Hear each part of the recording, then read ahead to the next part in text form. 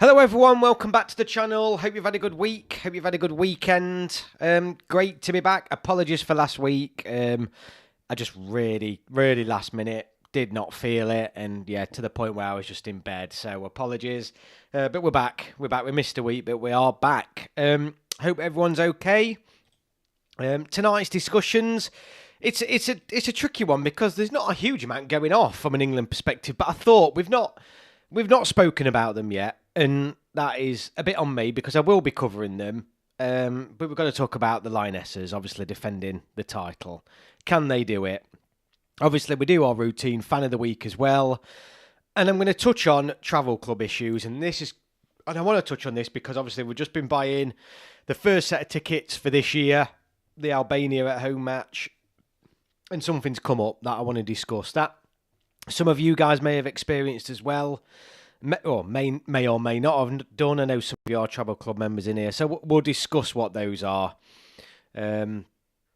This afternoon, because I think it's important, because it gets to a point where you just think, come on now, FA, just stop being so crap and look after your fans. But such is the way of modern football. They are tourist attractions now. It's not so much about the regulars that go, because they can fill it out no matter who's turning up, really. But let's get on to the chat. Josh, one of my channel members, welcome, mate. Great to have you with me. Gate 102 Podcast, the other channel member, great to have you with me as well. Charlie, hiya, mate. Hope you had a good week. Hope you're having a good weekend. And War Lion 94, evening, everybody. I hope you're all doing okay. Obviously, you'll see in the chat this week's poll. We have a weekly poll this week. I thought, let's start with the Lionesses. Will the Lionesses defend the Euros? And I've not had a look at the current poll yet, but I think this is one where we're probably going to be a little bit more negative, because I don't think England Lionesses are the best European team at the minute. I think we all probably know who that is. But we'll come on to that. We'll come on to that because ultimately they are the defending champions, and it doesn't mean that I don't think they'll win it, but I don't think they're going to be favourites at the same time. Charlie, travel clubs, awful now. Getting my Albania ticket was awful. I mean, should we start with that? We can go on all night, can't we, about the Lionesses. To be completely honest, I don't know anything about how good England women are compared to the rest of Europe. Well, basically, just compare how it is now in terms of most other things at the minute. And when in doubt, Spain are the best.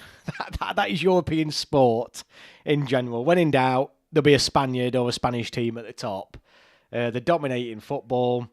They're dominating most sports, and it's exactly the same with the women's. The Spanish women's team, I think, are stronger than England. We've got two tough games coming up against Spain and Portugal in the UEFA Nations League. It will be a good test, though. It will be a good test. And look, England can beat anybody. The Lionesses can beat anybody on the night. Knockout games are knockout games. Who knows? Of course they can defend it. Will they, though? I think it's a big ask. I think it's a very, very big ask. You look back at that World Cup final, and we were completely outplayed by Spain. Disappointingly, again, like we were in the men's Euros final. I just think Spain are the favourites for me. But who knows? You know, a lot can change. A lot changes in football, as we know, in a week. So never mind a month or a couple of months down the line, or as we look towards the summer. So we'll have a look. We'll break it down in terms of where we think England are going to be. So I am half glancing at the snooker as well. Anyone who's in England now, I'm sure we'll probably have half an eye on the Masters final. Kyron Wilson versus Murphy. It looks like Wilson's just about to get a frame back. Should be a good night.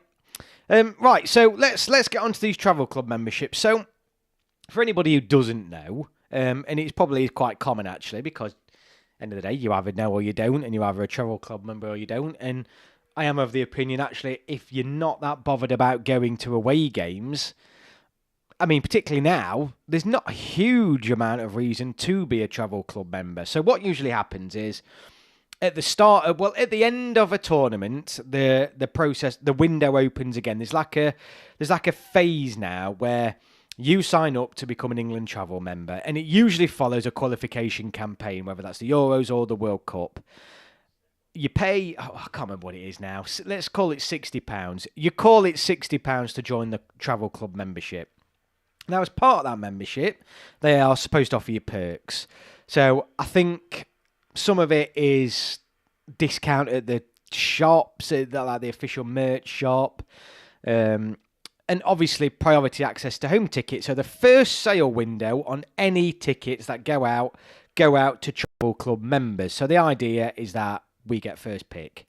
Now, as part of that process, the FA have always said that because you're a part of Travel Club member, you can access £25 home tickets. So obviously, as many of you will probably know, buying them through general sale, 40, 50, 60 quid plus for an England home game. If you're a Travel Club member, you can get them for 25, or used to be able to get them for 25. And that was the appeal of it. That was one of the appeals and the incentives of paying that extra money. Essentially, if you paid the £60 and went to 2 home games, you've made your money back.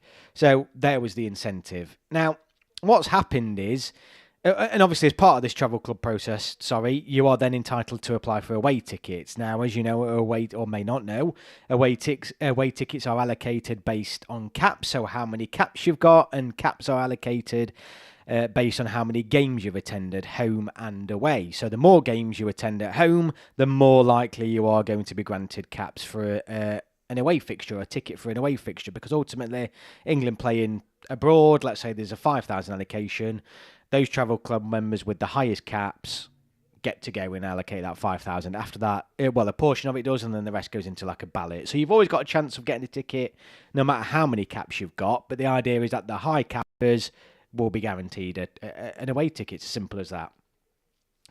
Over recent years, because of England's success, the Travel Club membership, though, has skyrocketed. So what England do at Wembley is they allocate home sections at Wembley Stadium. So the idea is that the Travel Club members also sit in these areas. And a little bit of it is obviously to help improve atmosphere, to make sure that certain areas are separated for those fans specifically, where they can stand, for example. They're a little bit more relaxed in terms of how they are with the fans and all that sort of stuff. So there's that benefit as well.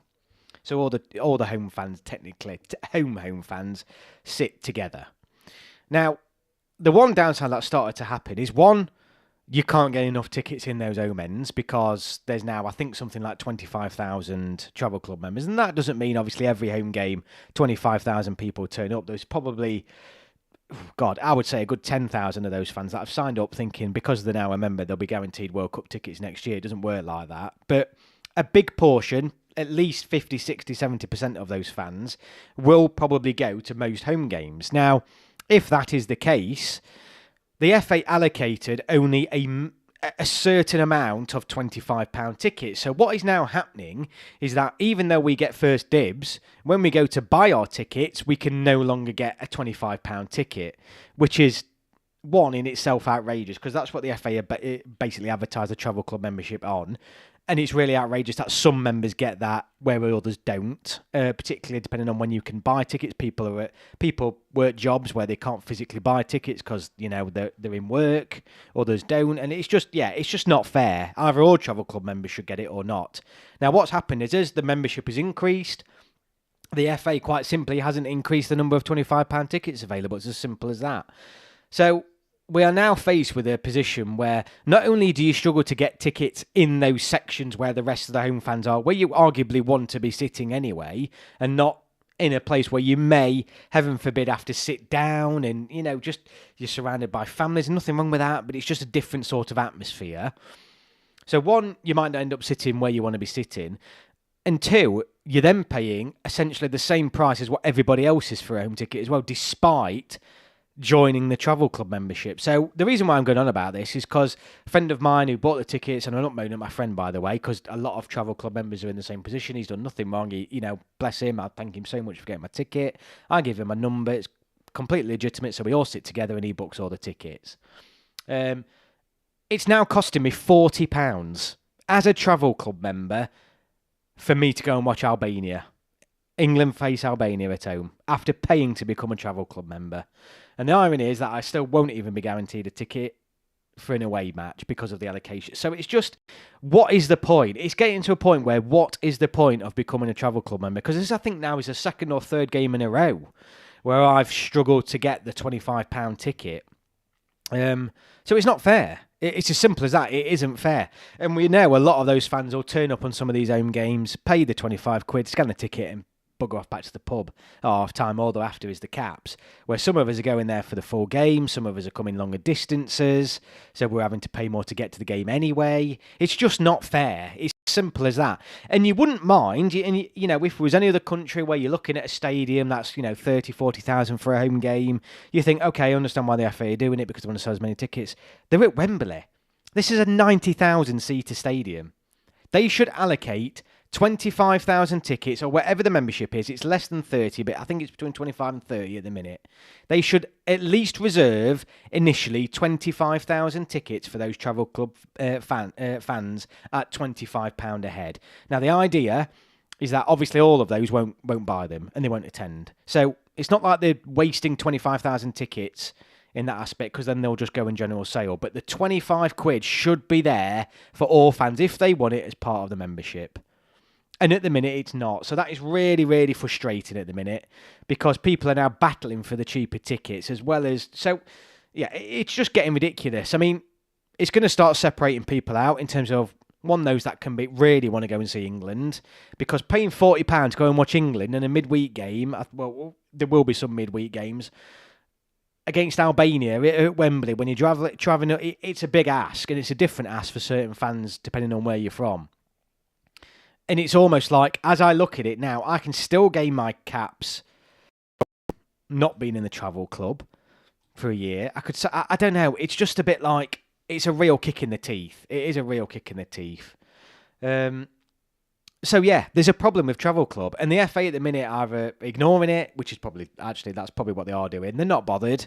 They're not bothered, as we all know. Anyone who's a fan of a Premier League club at the minute, you'll know that. I mean, similar to these aren't season tickets, but similar to the way that your loyal fan who wants to go every single week, they're not bothered. Big clubs, big national teams, they're not bothered, because these things are now tourist attractions, and they know, essentially, if we all weren't there wanting £25 tickets anyway, even with a membership fee, they'd just sell all those tickets for 70, 80 quid a piece anyway. So, because there's just that many tourists, really, or people on a day trip. And I know national teams are a bit different, I get that. People will just go and see England as a one-off. But it's frustrating for those fans that want to commit, who want to fill the games out. And let's be honest, the fans will be here if it goes tits up. If it goes tits up, if England start to put a poor run of form together, if England start not to do well in tournaments, you know, end of the day, if we go out, if we don't even qualify for the next World Cup, dare I say it, we'll still be the fans that are going. And then you'll see the others saying how shit they are and I don't want to go and watch England again and all that lot. So it's just a bit, come on. You know what I mean? We've earned to be there at the good times. Or a lot of fans have. A lot of people have been going to England a lot longer than me, even though I've now built my caps up over these past 3-4 years now. But people have been going to see England for many, many years, and I just feel like it's just not good enough at the minute from the FA.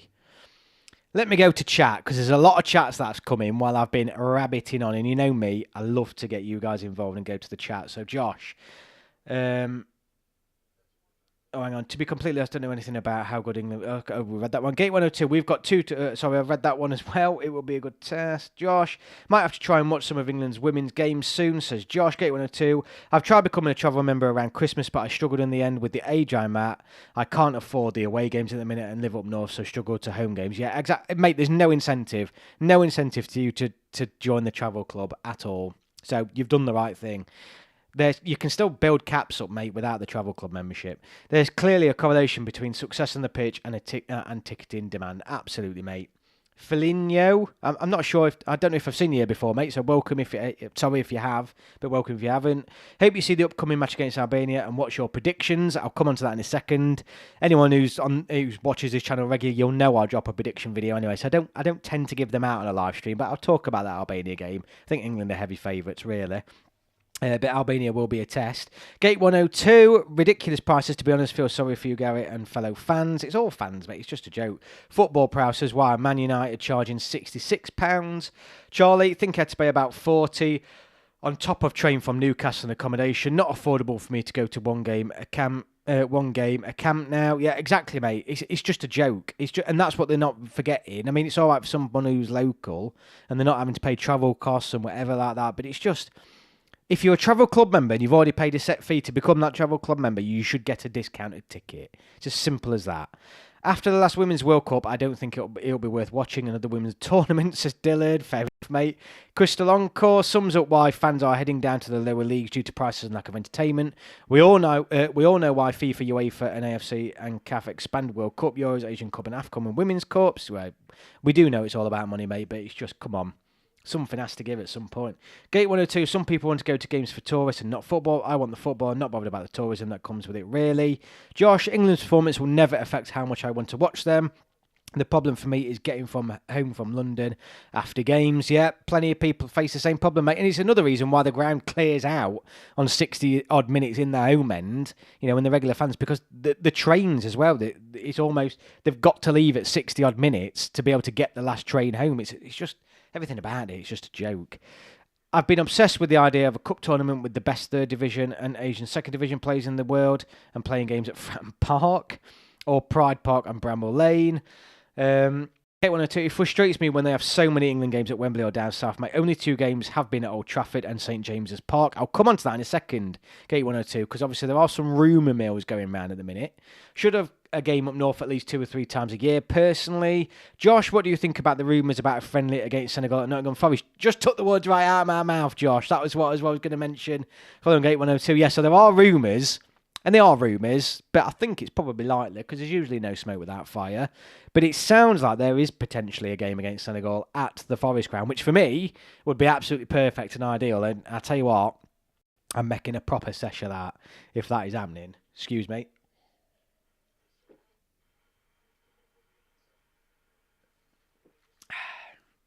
Yeah, no, I hope that happens.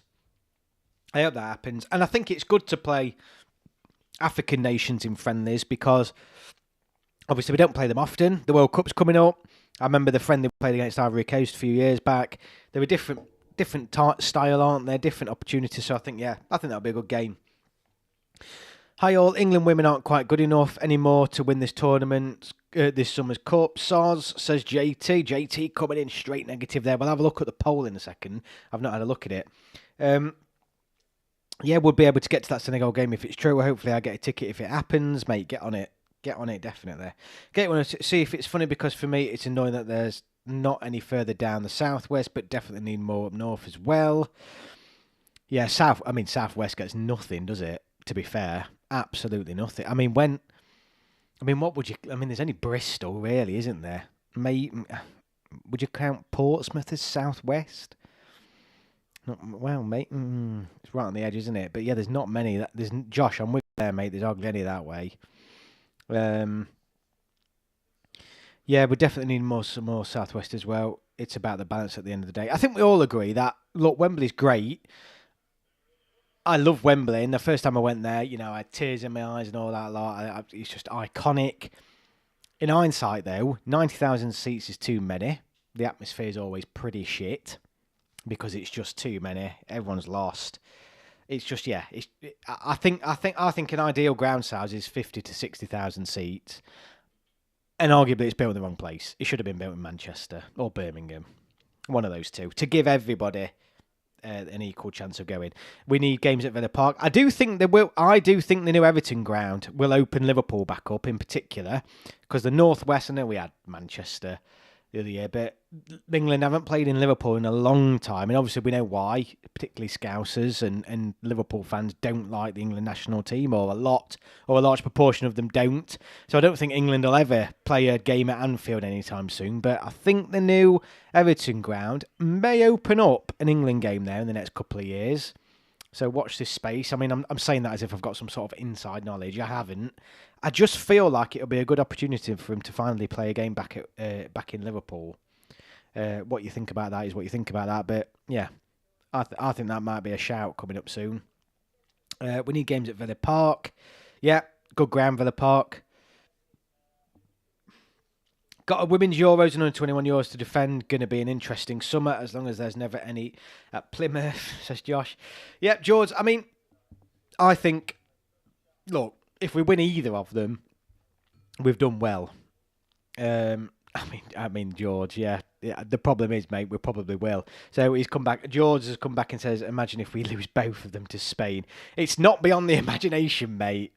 The beat is in the Women's World Cup final. The beat is in the Men's Euros final. Spain are the bane of, well, not just our lives. To be fair, at least we get into the final. No one can beat them in a minute. They're dominating football across all levels. So yeah, it's up to everybody else to catch them up, if I'm honest with you. And I think still the way they play is just miles ahead of everybody else. MK Dons Stadium could be used, which is mental considering they're in League Two, but it's really big. Obviously, better grounds than MK Dons. You know what though? I've always looked at Stadium MK and I always thought I'd love to go and watch a game there. It looks dead nice. But, they just never fill it. Oh, under-21s have a good chance. The problem at under-21 level is it's just so competitive. I think it's one of the best tournaments in the world because every single team is so good. So you can get an A4 sheet of paper between all of them. And that is such a good tournament. Let's have a look at the Women's Euros. So obviously the tournament's going to be played in Switzerland.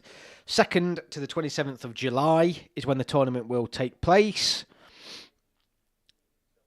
And England, of course, have been drawn in a group alongside France, Wales and the Netherlands. So, what a tournament. I think, looking at that group, England should top the group. I'm not saying that they're not tough teams there, but England should top that group. I think England in the women's game are better than France, better than Wales, and better than the Netherlands. It's just as simple as that. I think they should top the group. Doesn't mean they will, obviously, and I'm making that sound like it's just, done, dusted. That's it. See you later. But we should top the group. It's as simple as that. So England's first game is on the 5th of July, and that's against the French in Zurich. Very nice part of the world. The other groups then are Germany, Poland, Denmark and Sweden. You would expect Germany and difficult one who else? Maybe Sweden to come through that group. And then obviously you've got Spain and Portugal in the same group. Brilliant. Belgium and Italy. Spain you'd expect to top that. And then you could flip a coin really between those other three. Switzerland, Norway, Iceland and Finland. Switzerland obviously got home advantage. Quite an interesting group. But you look at that, and you're looking through here, you would say Germany definitely could put England to the sword. In fact, you could say a few of them. Spain, I would say Spain are the best women's team in the minute. Yeah, it's simple as that. I just think Spain are the best women's team, even better than the US in my opinion. Spain and Germany, maybe then Sweden. I do think England would have slightly, I do think England are better than Sweden. Not by much, but I think they are. After that, though, I think there's a big drop-off. So I think Spain, Germany or England, maybe Sweden win that tournament. No, I don't think Sweden can win it. I think it's Spain, Germany or England win that tournament. But, it's... England has struggled for consistent form over recent years, and we've still picked up some good results, but then at the same time, there's been periods where we've been pretty inconsistent, struggling for goals, struggling at the back. There's players coming in and out, but there started with some new players coming through. It's a difficult one. It is a difficult one. I just think, yeah, it's... It's a difficult one. I can't call it. I just think outside of those three teams I've just mentioned, Germany, Spain, and England, I don't see anybody else winning. I could be wrong. Under 21's got good players: Livramento, Hall, Lewis, Skelly, Archie, Gray, Liam Delap, Tyler Dibbling, Jared Branthwaite, Wharton. That team is good enough to defend the title. Absolutely, mate. But the thing is you've seen it. You've seen England go there with stacked squads, who we think are stacked squads, and there's a lot of talent out there. And I do honestly. The fact is that we won the Euros without conceding a goal, didn't we? I think last time. It's just outrageous statistic. Really tough group for the Lionesses, but I have to trust in Serena. Absolutely, gate 102. Russell, nice to have you on, mate. Based on how they're playing of late, we won't finish top. Lost to France last year. No, I know, and that's my point. There has been a lack of consistency. In fact, for probably a couple of years. When I'm thinking back, I just feel like I don't know. England, the Lionesses at least seem to turn up at tournaments, don't they? So let's see. I think the gap has definitely closed, though. I think England, for a point, were the best team in the world. particularly from Europe, and then Spain have closed out. Spain are the best team now by a long way, I think. By a long way. I do genuinely mean that. I think Spain are comfortably the best women's team. England, Germany, pretty level, and then after that, yeah. I think we might, well, fall at the first hurdle. I hate to say that. I live the England Birds team. We are capable, but Serena must really sort us out quick now. Defo Garrett. I mean, what I'll do is I'll have a look online actually, see if the Times have already done it. But I will do a World Cup prediction video. So plans for this month, because I know I haven't dropped a video per se since the draw last month. So videos are coming. There'll be a video hopefully towards the end of this month about the Lionesses at the Euros. I will be dropping my documentary as well. Now, hear me out. I promise you, I've been promising this for a couple of months now. I'm aiming for... What date did I put down? I am aiming for the 14th of February, and I'm aiming for that date with the idea that I am splitting the documentary into two parts. So part one of my documentary will drop on that date, and that is to allow me to get something out rather than waiting another couple of months to finish it off. So part one will drop, and then it'll give me time then to finish the second part. So watch out for that. Weekly live streams will carry on as well. So content, regular videos, and obviously the preview videos for England versus Albania and Tuchel's first game, and all those things to come as well. So if you're new here in the chat, you've not subscribed, hit that subscribe button. This is the place to be. I'll be doing live streams of the under-21s, hopefully, as well as the women's coming up over the summer. So yeah, plenty to look forward to, guys. Spain favourites to win again, but it's cup football, not a league tournament. Chris Longcott, I think Sweden could, says JT. I just don't see Sweden doing it. The under-21 squad is arguably better than the one that won the Euros last time. Yeah, it's just the performances, Josh. I agree. There's a lot more depth. I think there's more strength in depth there. I still don't think Serena knows the best squad at the minute, like a best starting 11. And I think that's a problem. Because you remember, when we won the Euros, it was the same starting 11 every single game. She did not change it throughout the whole tournament, and I just can't see that being the same this time around. I think she's still struggling with who's the best to play where. Watch them live, it was ridiculous how good they were, says Josh. Chris Longcourt, it won't be a disaster if Lionesses went out in the quarters. They're mostly top 8 at best. Well, I think they're better than that, particularly in Europe. I wouldn't say, yeah... I would say if you're talking about European teams solely, I think they're easily the top 3. You'd imagine the pressure is less having won the previous tournament, less rush to win, but I might be wrong. It's a difficult one. I love the England women's team. We were so good for ages. I just think, sorry to say, we have been slowly dropping, but bit by bit last 2 years, it really support them though. I think the problem is what we're asking for is for them to reach a 3rd consecutive tournament final. It doesn't matter how good you are, something's got to give at some point, and sometimes your bit of luck's got to run out. We weren't that great at the World Cup. It has to be said, we were pretty shit at the World Cup, but we got to the final.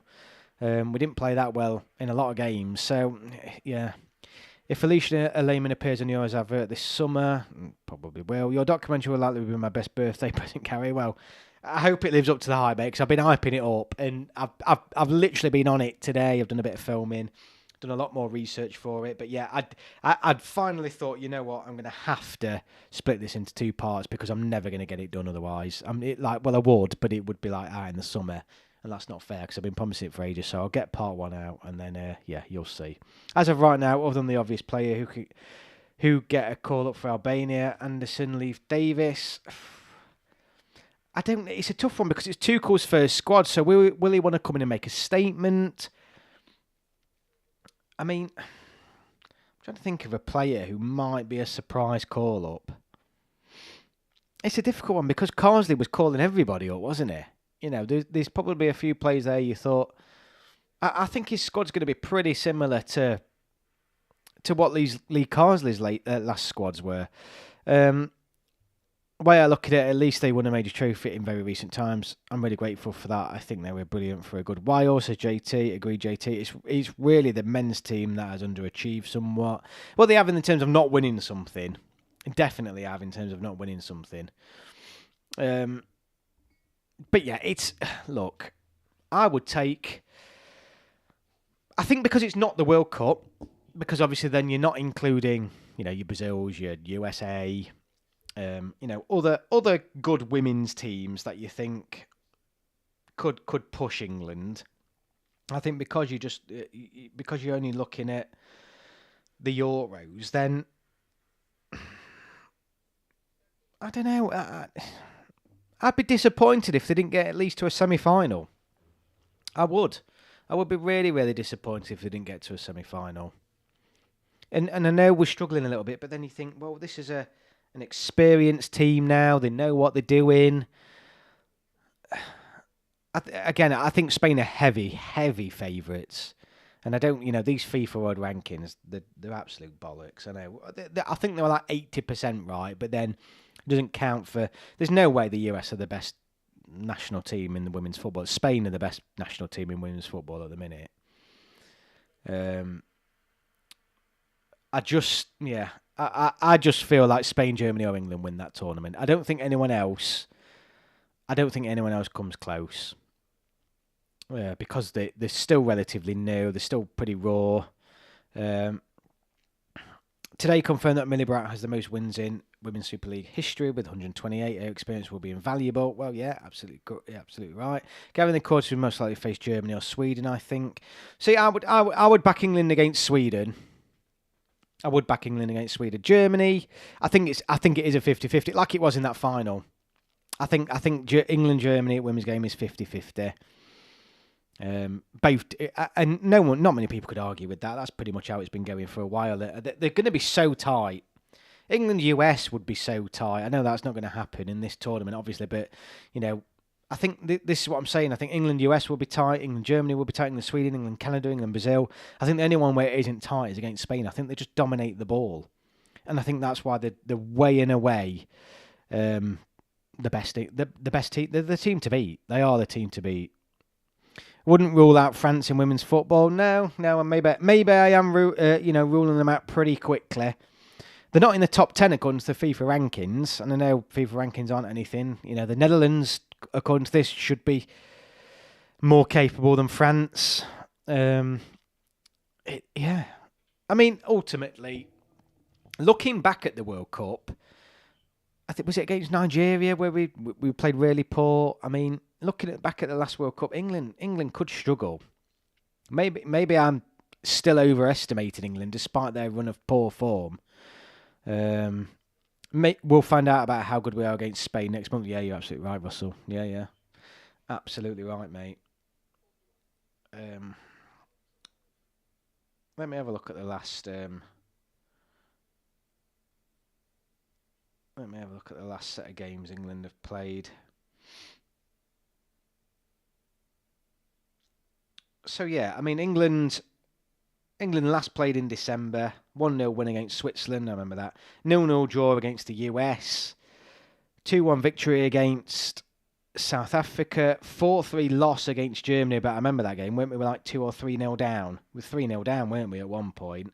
To be fair, we probably should have won that game with the chances we had, or at least got a draw. Beat Italy 5-1 in February last year. Beat Austria 7-2 in February last year. And then going back to December 23, 6-0 win against Scotland. We last played the Netherlands, who obviously we've got in the group, is in the Nations League in December 2023, so just over a year ago. Beat them 3-2. Yeah, I mean, it's very... It has been, but then obviously we lost the other game against Netherlands in that group. We lost the final against Spain. It's going to be a tough one. There's been a mixed bag. There was a period where England struggled for goals, and obviously it changed around a bit. But the defending for me is a concern. The defence for me has been a concern for a while. I know they're bothered with FIFA rankings and anything can happen in international football and things can change so quickly. I totally agree with Gary. Spain birds are comfortably the best. I still think the beatable, really good, but not in another galaxy compared to other top teams. In my opinion, easy faves though. Spain, yeah. I just think the way they are with the ball. I mean, they just pass the ball around you. You can't get the ball off them. A bit like in the men's game, really. You just can't get the ball off them. French women are another Tottenham, says on God Football. I missed that one. Maybe they are, mate. Qatar won the last 2 Asian Cups, were handed a top seed pot of the last World Cup and lost all 3 matches. Yeah, well, that can happen. That can definitely happen. Oh, hang on, just keeping an eye on the snooker. I've not looked at the poll yet. Looks like Kyle Wilson's getting another frame to take it to 7-4. Right, quick look at the poll, because I've not looked at it, I've realised. So we've had 18 votes, and it is as I thought. I thought most people would be a little bit more negative. Not negative, but probably a little bit more conservative. 67% currently are saying that England can't defend the title. And I would probably agree with that. I think it's a big ask for England to go and defend that. So yeah, I mean, if you haven't voted, please do. Please stick your vote in. It's always interesting to know who voted. I think the most we've ever had is like 20, 22 votes or something. So let's see how many we can get. We usually averaging about 11 to 15 people on stream at a time. So yeah, if you're new here and you haven't subscribed, hit that subscribe button, join the channel. Subs have dried up a little bit, it's fair to say. I've started doing some more shorts and things that I'll hopefully drive it. I know matches have been short and few and far between, but yeah, let's see if we can get some sub counts going back up as well. Got to get to that. I want to get to 5,000. That is my job with this channel. Just share some ambitions for you. I don't think I'll do it this year. In fact, I won't do it this year. Ideally, I'd love to get to 5,000 subs. 10,000 is the holy grail. I never even thought I'd get 100 subs. But yeah, anyone willing to sub, hit the subscribe button, join the conversation. As you know, anyone is welcome here, not just England fans. It's a very, I think, chilled out place. We all respect each other. We all have a bit of banter. If you're an Albanian fan in here, or wherever you're from, just hit that subscribe button and stay in touch, because I'll be doing some live streams. This is where you get the reaction from England fans. I'll spread the word and hopefully I'll get you closer to 5,000. Thanks, Gate102. Hope your podcast is going well, mate. Russell, I've seen you put a podcast out this week, so everyone check out the Three Lions podcast and Gate102's podcast as well. Well worth a look. So all your England content is in this room, whether physically or virtually right now. So yeah, get following everyone. 4-7 in the snooker. First to 10. Let's have a look at the... I mean, the big thing is Thomas Tuchel's first squad, isn't it? It just seems like so long away from when... I know the images went out from New Year where Thomas Tuchel's in and he's been seen at games and things like that, but we just want to see what he can do now.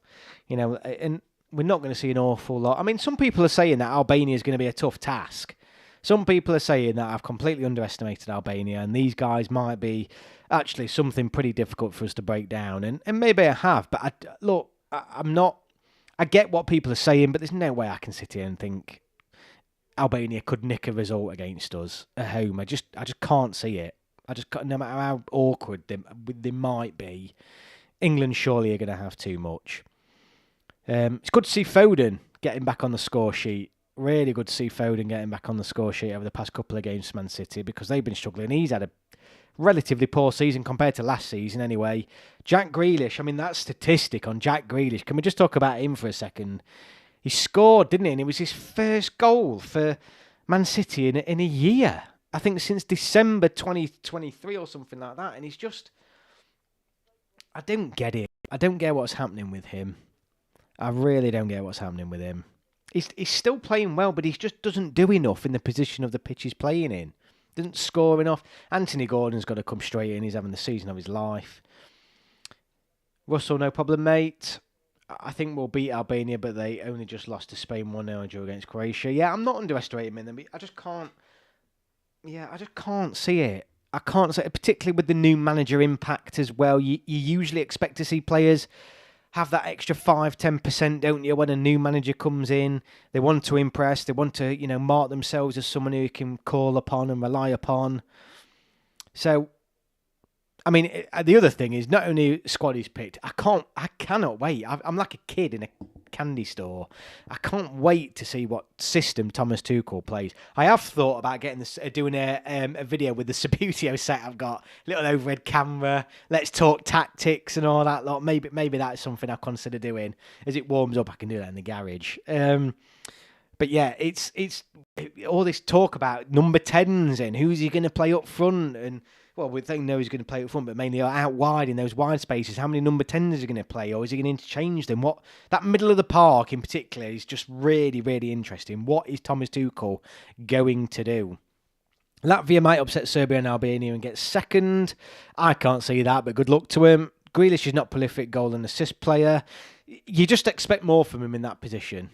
You absolutely do. Grealish was very vocal about his disappointment in not being elected, but he needs to prove that, and I don't think he's done that at City this season. And I think that's the point, Emma. He's not doing enough, is it? He's not doing enough to justify a call-up.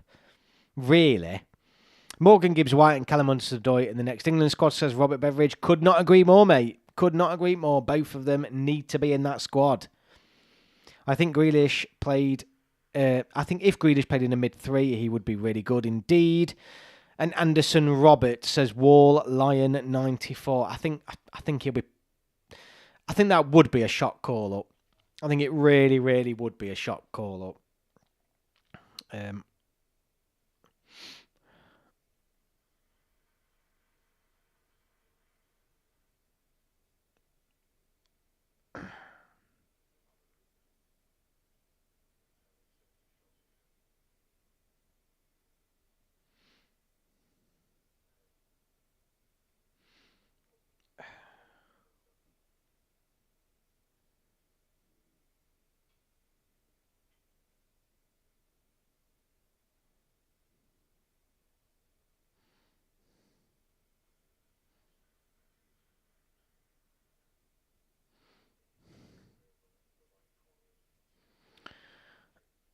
Gateway, I think he will play 3-4-2-1. Sorry, I was just looking at some of the other scores with 2 number 10s behind Kane. I could see him playing a midfielder who can control games such as Gomez or someone similar. I mean, what does everyone think about that? I mean, Mainu is he playing that way? I mean, Man United are shocking, aren't they? Henderson has to be in the squad. Player says Josh Phillips, so a few people called him for him. I just think it would be a surprise call up. I think at least one of the Serbia games might be pretty tough. Maybe Albania at home or probably away. I think Albania away and Serbia away will be tricky games. There'll be tricky games for us to get through. It will be interesting to see if TT still sticks to the traditional top 6 players or shakes it up a little bit. When you say traditional top 6, who are we talking? Kane, Saka, Rice, Pickford. Yeah, he does, mate. He absolutely does, JT. So JT saying Mainu said he looks pretty down this year. The whole squad does, though, to be fair, doesn't it? I mean, the Man United team, you're looking at that and thinking, do any of them get a call up? Really?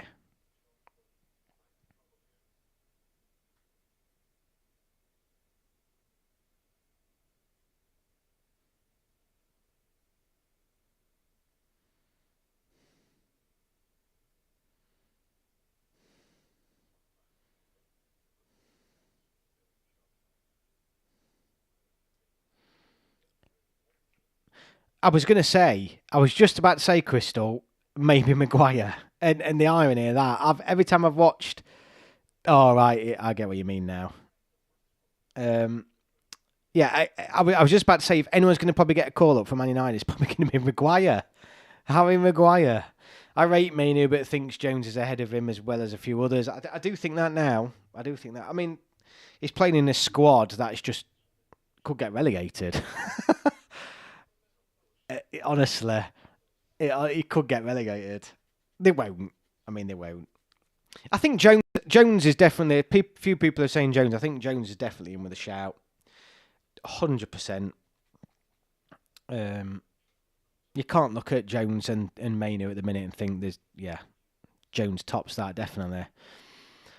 Maguire has been great this year. He's been pretty good considering how poor Man United have been. I think we need Wharton and Jones more than Mainu. I still like to see more of Wharton.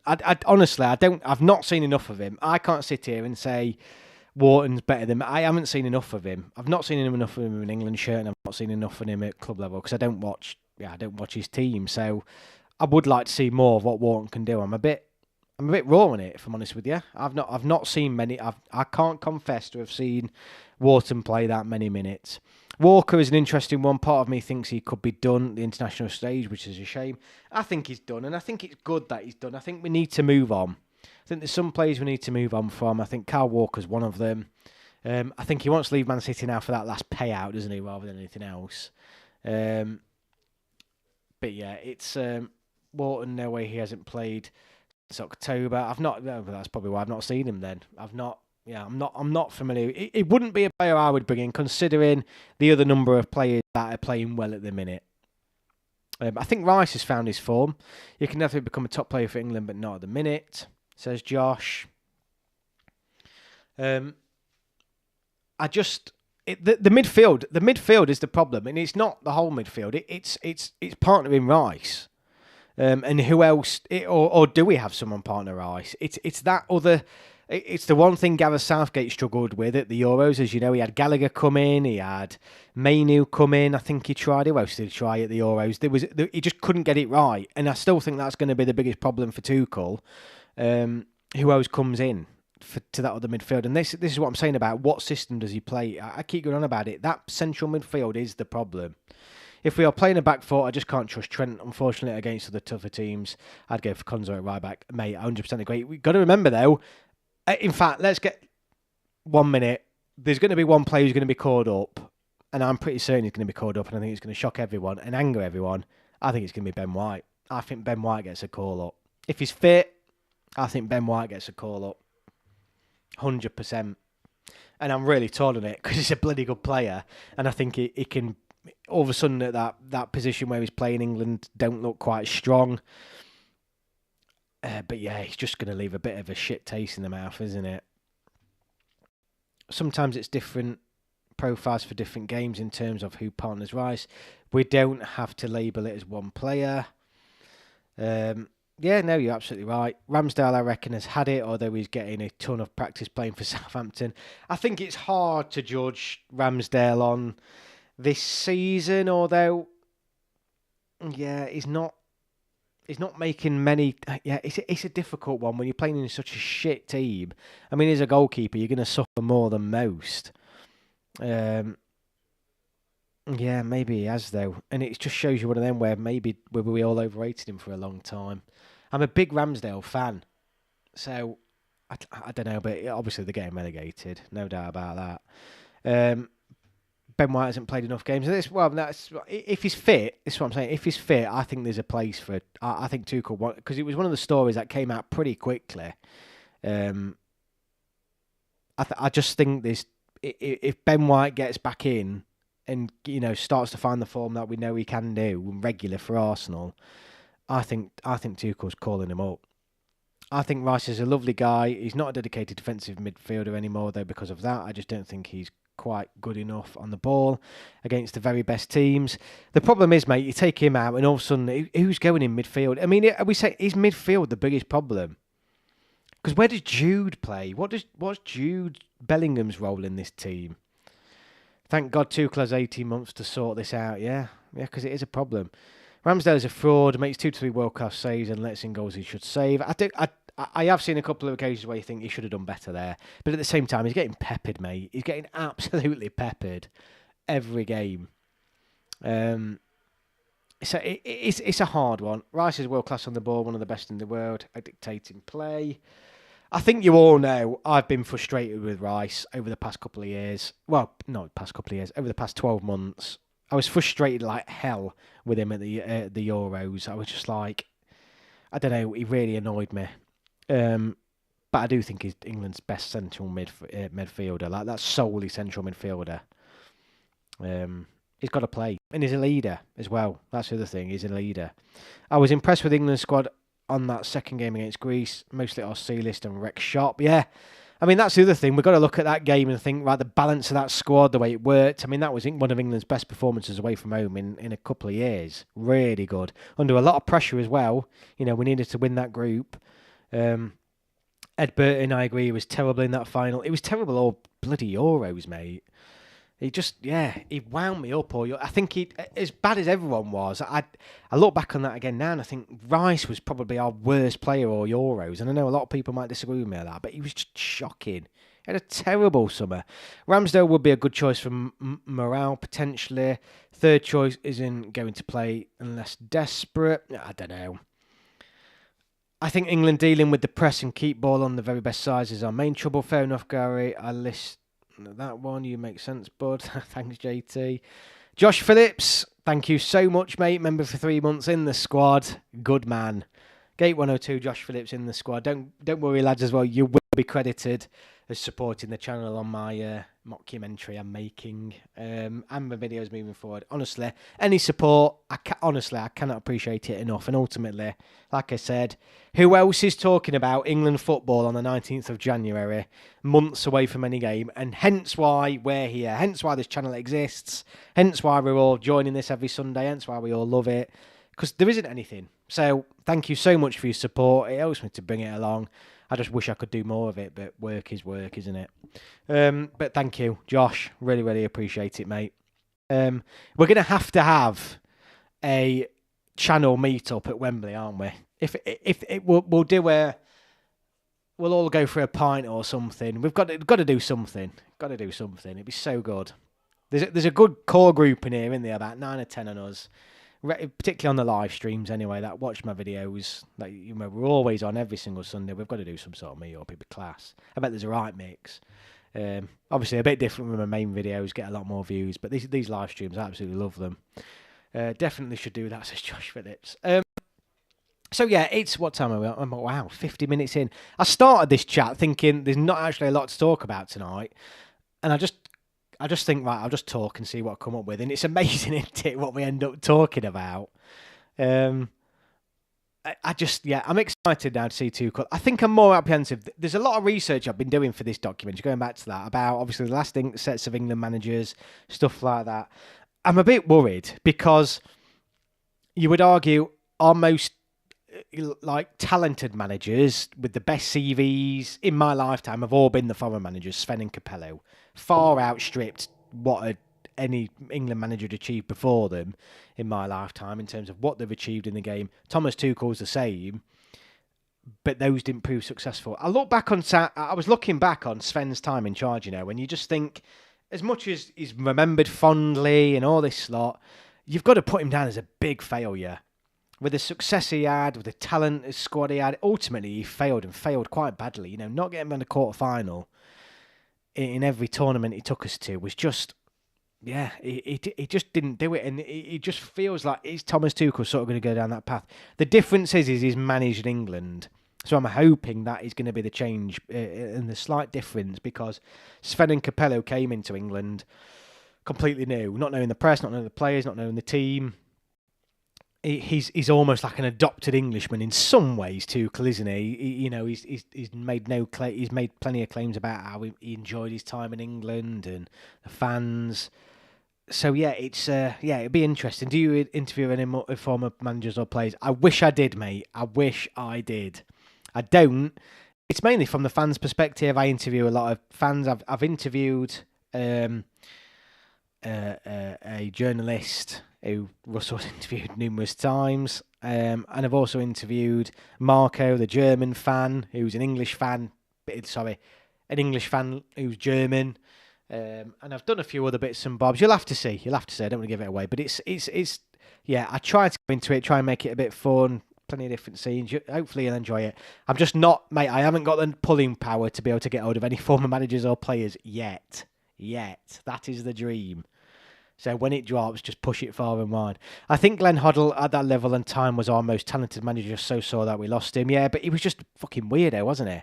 Coming out with the crap he was coming out with.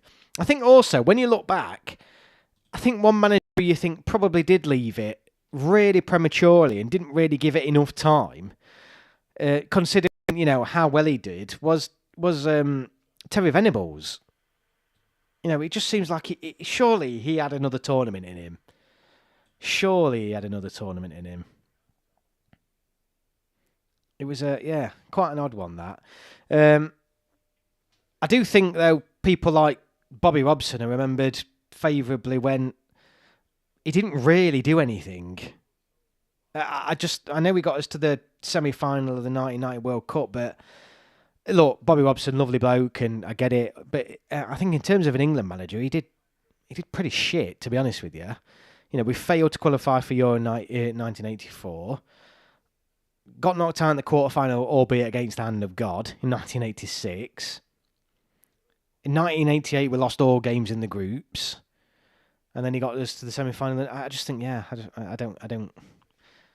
But Terry Venables was, Yeah, he had another tournament in him.